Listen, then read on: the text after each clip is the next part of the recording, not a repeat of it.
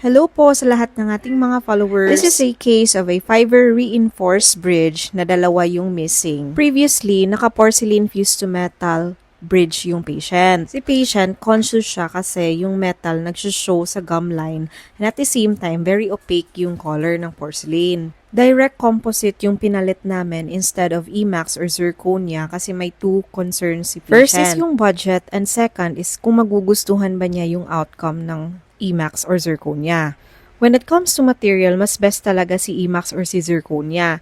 Kaya lang, the good thing about direct composite is na i-edit kasi siya. So meaning, kung may gustong pahabaan or pabawasan si patient, kaya yan ng direct composite. As per durability, durable na ngayon ang mga fiber reinforced bridge, lalo na kung hindi siya located sa stress-bearing areas. Pero when it comes to material, mas less prone to chipping yung IMAX and zirconia and less prone to staining din. Thank you for watching. See you at the clinic.